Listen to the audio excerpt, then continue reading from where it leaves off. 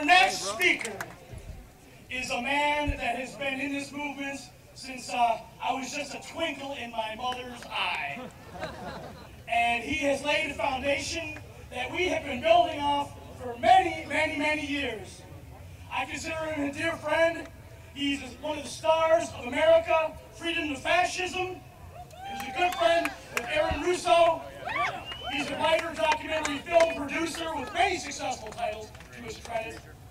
He's listed in the who's who in America.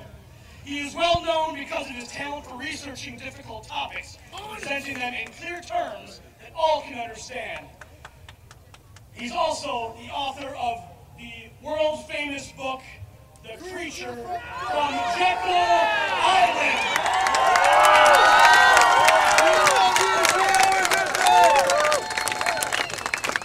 Ladies and gentlemen, I give you the man himself, G.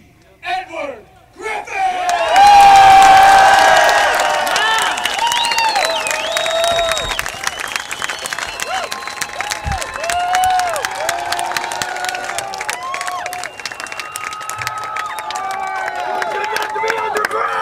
Okay, my topic today, as a sign, is everything about the Federal Reserve System in 10 minutes or less.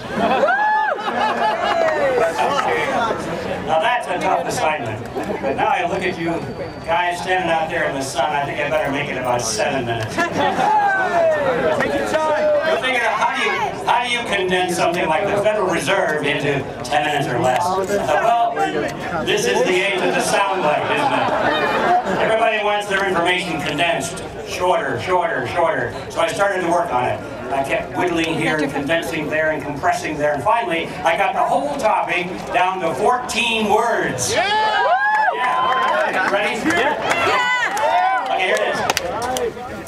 The Federal Reserve is the biggest scam in history, and you are its victim.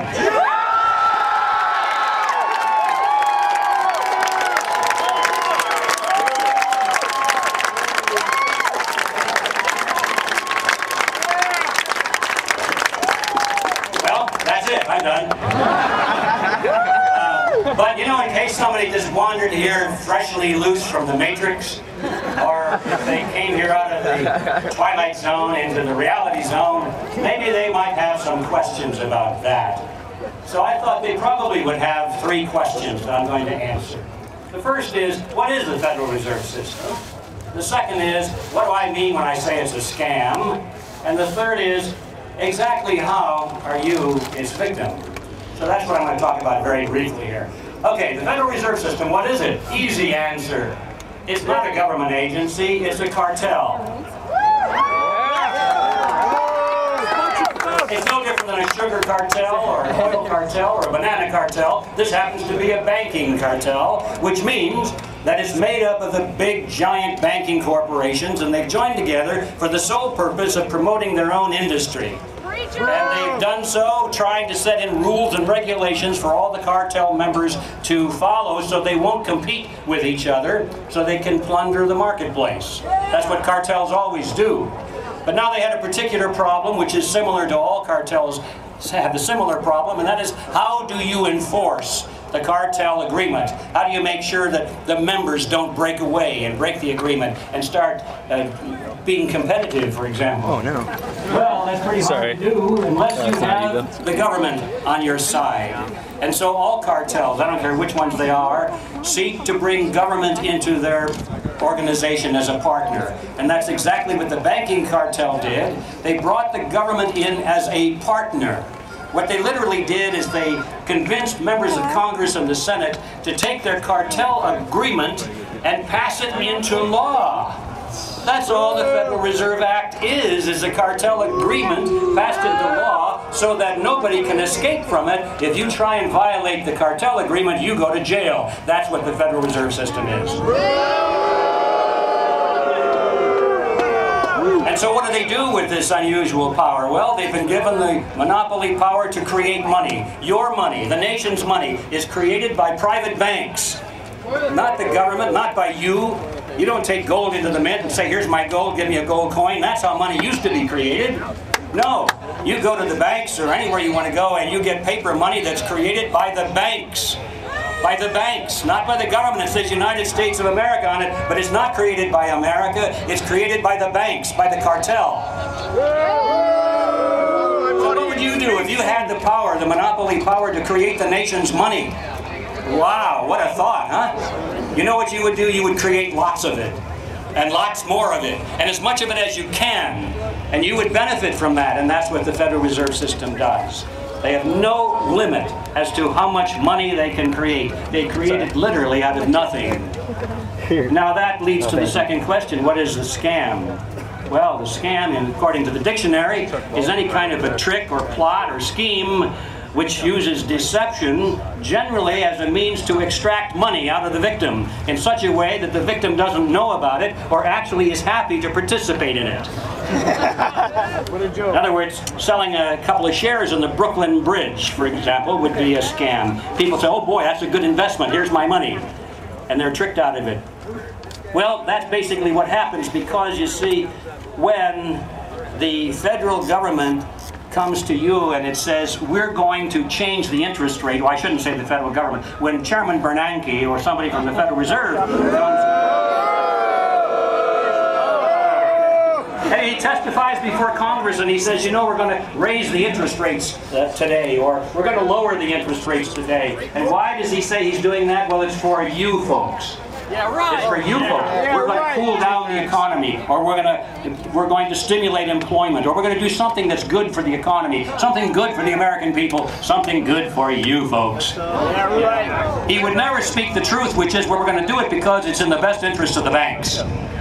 You know, that wouldn't go over too well with the voting populace. So that's where the scam comes in. And how does that make you a victim?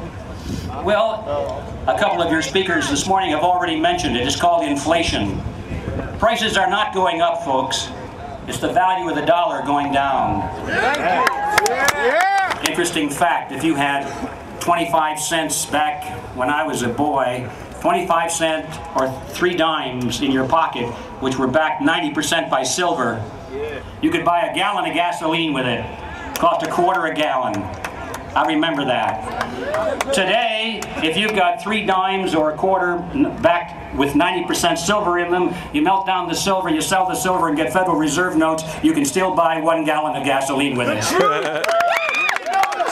So you see, prices really haven't gone up. Gas hasn't gone up. Housing hasn't gone up. Groceries have not gone up. The fact is that the value of the dollar is going down, and that's a result of the Federal Reserve System. That's a result of the scam, and you are the victim because that means you're losing your purchasing power.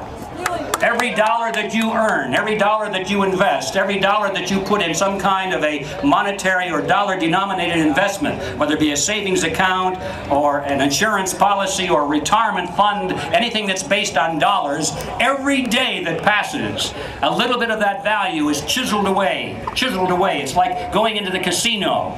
You know that when you put that $1/4 or that dollar into the slot machine, you may win now and then, but overall, a certain percentage of every amount of your bet is taken by the house. A certain percent every time you pull the handle. Every time you make an investment or a financial transaction in America today, this giant Federal Reserve casino, they take a little percentage of your money. And the longer you stay in that game, the more they take from you. So that at the end of your productive lifetime, after say 40, 50, 60 years of earning your money, they have taken about 98% of it. And you don't even know it, or many people don't even know. They think it's inflation. They think the money just went up to heaven someplace. No, it didn't go up to heaven. It went to the federal government and to the banks that are partners in the Federal Reserve System. What can we so that's do? how you are the victim. They're stealing money from you. What can we do? Okay, my 10 minutes are about up. Now, I'll end as I began. The Federal Reserve System is the greatest scam in history, and you are the victim. But now, what are we going to do about it? Yes. I'm going to take this whole topic and condense it down even further to just 4 words. Abolish the Federal Reserve. Thank you.